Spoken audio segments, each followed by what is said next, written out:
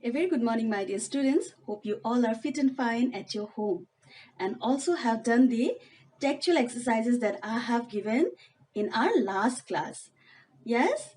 Okay, so my dear students, in our last class, I asked you to write a message to your grandparents. Hope you have done that, right? Okay, and the blog there, in that blog, there are a few words. Yes, you have to use that words. Hopefully, you have done that, right? So my dear students, today's class is all about summarizing. Okay, so we will be summarizing what we have done in our last class. We have already done the lesson number 2, that is grandma's photograph, right? So what we will be doing today, we will be just reading a summary of the last chapter. Yes? Okay, so here we go. Summary of Grandma's photograph. Lalita waited impatiently for her grandma to finish her prayers. She wanted to see her childhood photographs. Every photograph in Grandma's album had an interesting story to tell. Grandma showed her a picture in which she was standing in the fields next to a scarecrow. She was 7 years old then. She told Lalita that she once dressed up like a scarecrow and scared many children of her village. On hearing this story, Lalita suggested that she should write the story of her life. Everyone would learn a lot from her life because her stories were funny and wise. Lalitha and her grandmother then decided to write the story behind each and every photograph. So this was the story that we have learned. Yes, in here Lalita, she was very excited to see the photographs of her grandma. Yes? Okay, so my dear students, we have already learned that how grandparents are important for us. Yes, and what role they play in our life. Yes, so we need to respect our grandparents and also we need to be very protective towards them. We need to listen to what they say and also we need to just be cooperative with them. Yes. So my dear students, we complete the summary of the story Grandma's photograph. So what we are going to do today is the reading comprehension. Yes. So what is reading comprehension? Reading comprehension is the ability to process text, understand its meaning, and to integrate with what the reader already knows. So, what are the fundamental skills required for reading comprehension?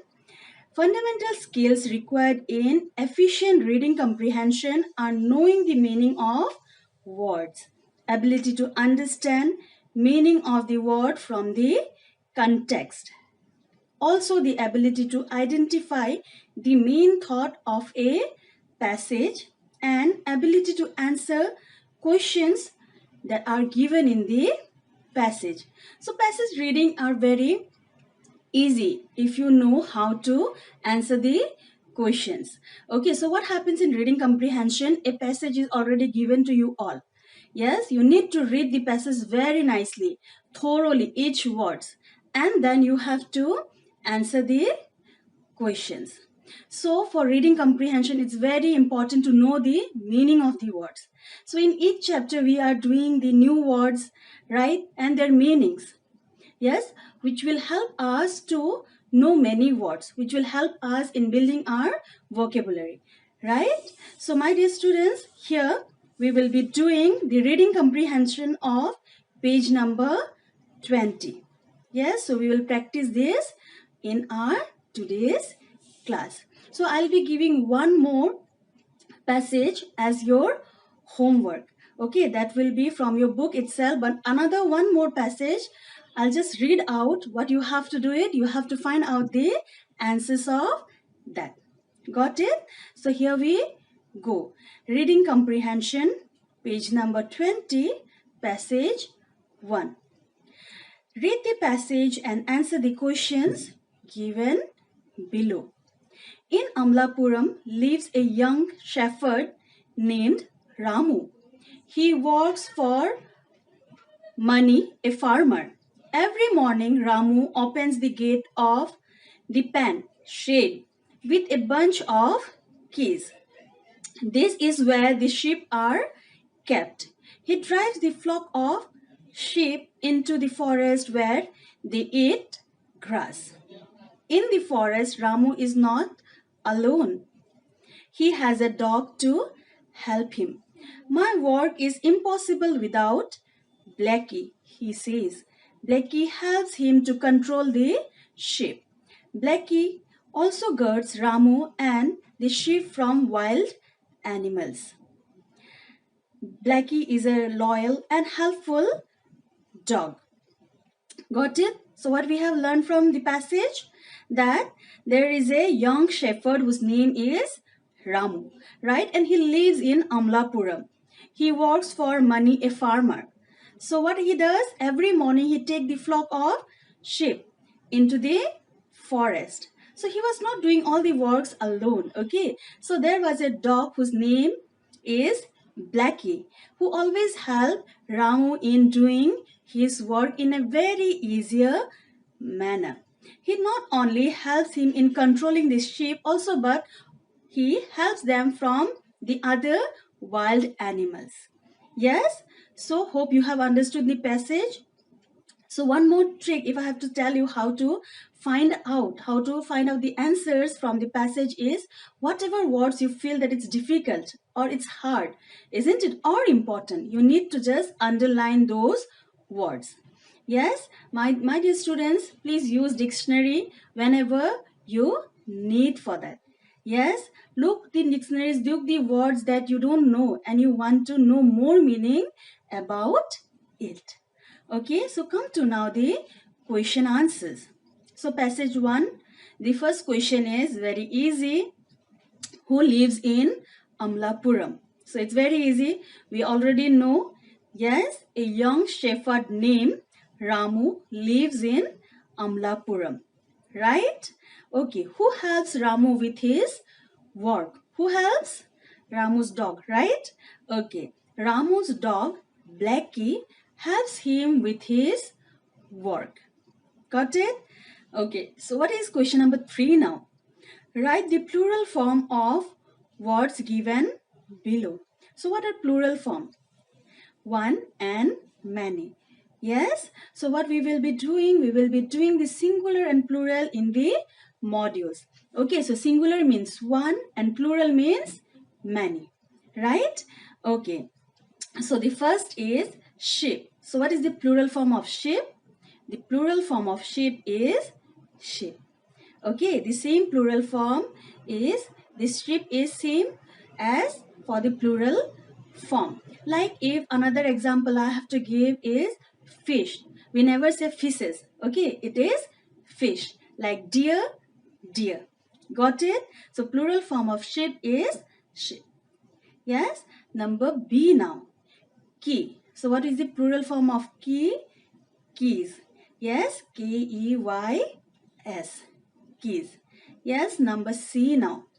Dog. So what is the plural form of dog? Dogs. Yes, got it? Okay. So now come to number 4. Write the word from the passage that means a large place covered by trees. Answer. The word from passage that means a large place covered by trees is, can you guess it? Yes, it is forest. Yes, so the answer is the word from the passage that means a large place covered by trees is forest. Got it? Okay, so come to number 5 now. Match the words with their correct meaning. So again here we come with the meaning of the words. Yes, as I told you, knowing the meanings of the words are very important. Yes, it helps us in knowing many things. Yes, similarly, there are many synonyms, same meaning words that we can use while speaking, while saying any other word related to that word. Yes, again, antonyms. Antonyms are the opposite words. Yes, okay, so in here we will be writing the correct meaning, not the opposite one. So the number one is shepherd. So what is the meaning of shepherd? A person who looks after sheep. Yes? Okay. Second one is farmer. So we all know who are farmer. Yes? Farmer, a person who takes care of a farm. Yes? Okay. Number three, loyal. So what do you mean by loyal? Loyal means faithful. Whenever with animals, loyal, what comes? So we always say a dog is very loyal to his or her master. Right? Means faithful. Got it? Okay. So my dear students, there is one more passage for you all. So I'll be reading the passage, but the answers you have to do it by your own. Got it? One more extra passage will be given to you all. You have to solve that and write down the correct answers of it. Yes? Okay. So the passage 2, read the passage and answer the questions given below. Once upon a time, a famine broke. Passage 2. Read the passage and answer the questions given below. Once upon a time, a famine broke out in a kingdom. There was very little food. Every day, the children of the city went to a rich man's house. They went there to get loaves of bread. As soon as the servants brought out the loaves, all the children used to fight to get the biggest loaf. One little girl never fought. She waited patiently for her turn. She always got the smallest loaf right at the end. One day, as usual, she brought home the smallest loaf. When she cut it, she found 2 gold coins in it. She went back at once to return the money. The rich man was very pleased with her honesty. He gave her 4 gold coins as a reward. Got it? So it's a story of a very faithful and a obedient girl. Yes, who always takes the small loaf, isn't it? There was a famine in a kingdom and there was no food for anyone. So what the people of children of that area do? They go to a rich man. Yes, and they go there to get some loaves of bread. But everyone, the other children, they fight for the loaf of bread. But the small girl, the little girl, she did not fight for a single day for getting a bigger piece of it. Yes, so wonder what happened while returning home. As usual, she got a small piece of bread. But when she reached home, when she opened the loaf, in there she got 2 gold coins. But look how faithful she was. Yes, so what she did?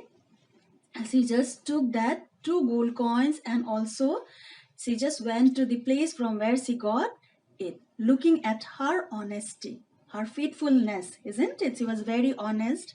She was very faithful of what she got and she was very happy and appreciating what she got. So she showed her honesty by going to that rich man's place and returning that 2 gold coins. Looking at her honesty, what the rich man did, he gave her 4 gold coins. Yes, not only 2 but 4 gold coins were given to her. So there is a proverb, right? Honesty is the best policy. We shouldn't be we shouldn't be greedy. We shouldn't think that okay, I need more and more, right? A person needs to be very honest. Yes, like the little girl. So there are few questions, my dear students. So what you will be doing? You will be doing that and giving that to me for checking. right? Okay, so my dear students, what we have done today, we have done the summarization of the chapter Grandma's photograph. Yes, so we have looked after the things that we have done in our previous class, like the message to the our grandparents. Yes, so my dear students, also we have learned about the objective of the chapter, that was grandparents are an important part of our life and they teach us very valuable lessons. And also we have learned about the reading comprehension. Yes, how to answer the passage and how to find out the answers from the passage. Yes, we need to read the passage very nicely, thoroughly, to find out the answers. Okay, so here we wind up. In next class we will be starting our next module. Okay, thank you.